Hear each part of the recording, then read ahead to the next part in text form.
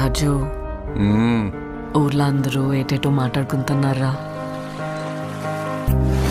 మన గురించి మాట్లాడుతుంటే మనం ఫేమస్ అయిపోయినట్టేనే.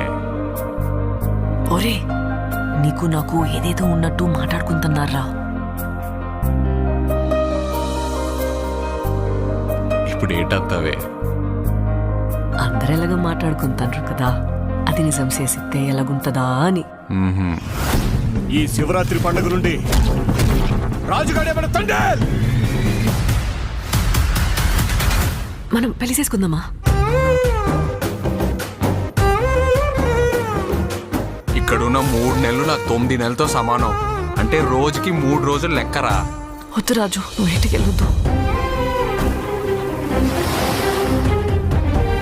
అలా గుండుకే నేను వదిలేనే.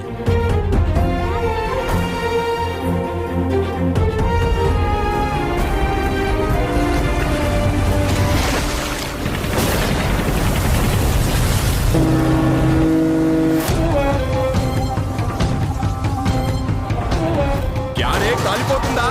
నైతో మీ దేశంకి ఏమి చేసినా తుడుచుకొని పోవటం అలవాటైందా?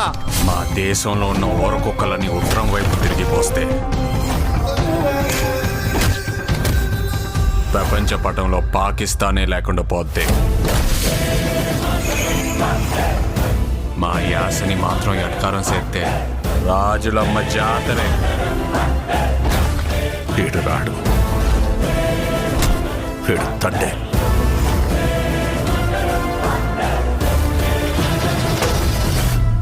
ఏడు సముద్రాల అవతలున్నా ఎత్తుకొని మరీ లాక్కొచ్చి ఇక్కడ పడేస్తాను.